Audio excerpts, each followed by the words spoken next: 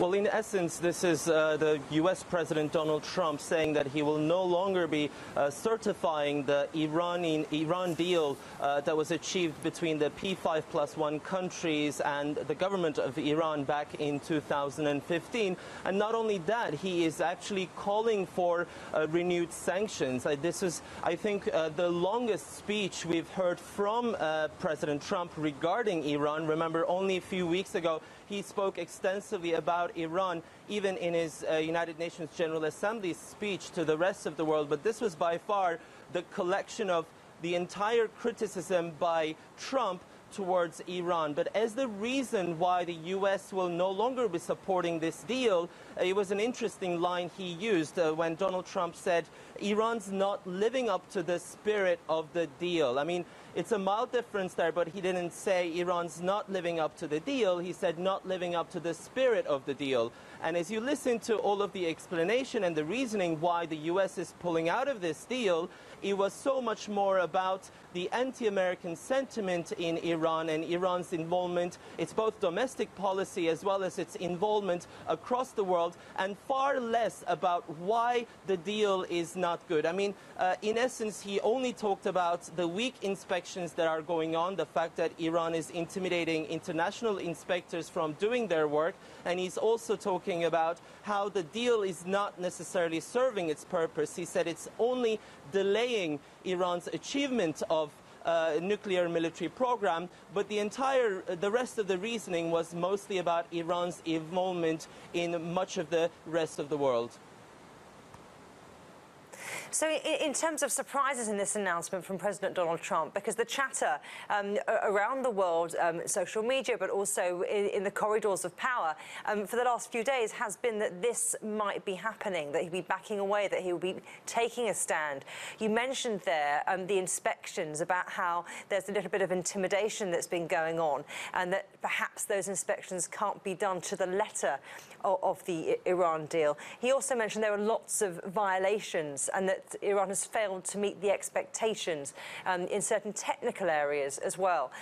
For you, were there any surprises in terms of what he had to say?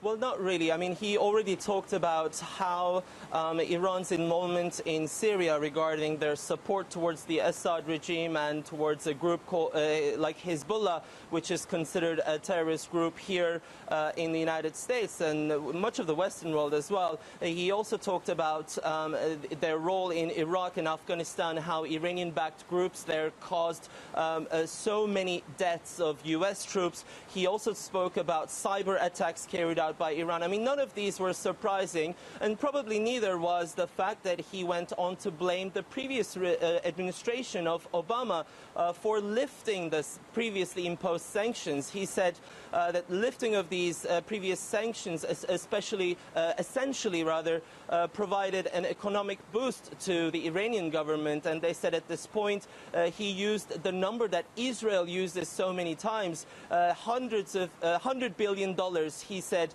was used by Iran to fund terrorism across the globe. And he also said that with this money, Iran is also continuing with its nuclear program. I think not so surprising, but the interesting part about this speech was the fact that he seems to be calling on renewed sanctions, and most likely we might see them putting in place soon.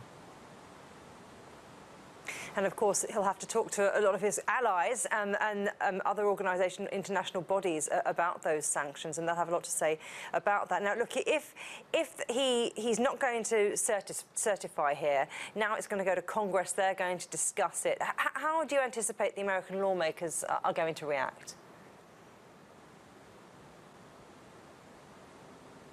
Well, it's extremely hard to predict. I mean, yes, Donald Trump is a Republican president, and yes, the Congress is still being run by Republicans, but it comes at a time when Trump is having so many different issues in a variety of levels with his own party, with his own Republican constituents as well. So that part is extremely hard to predict. What we do know, however, is that he will have a lot of criticism coming from the rest of the world as well. I mean, mean, remember, when we're talking about the P5+1 countries, this is the strongest body in the world, the 5 permanent members of the Security Council,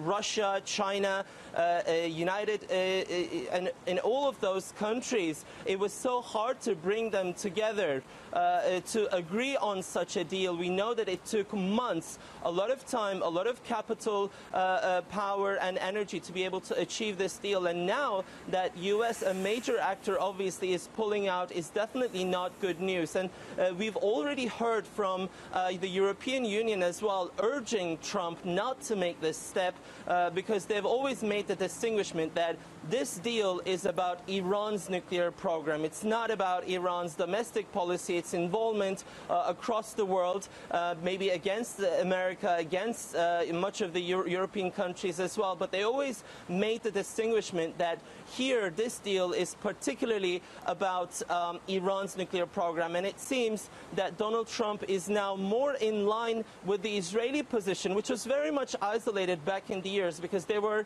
one of the few countries who didn't support this deal. They said this deal only provides a cover for Iran's ongoing nuclear program. And it seems now it makes both Israel and the United States against much of the world who actually support this deal.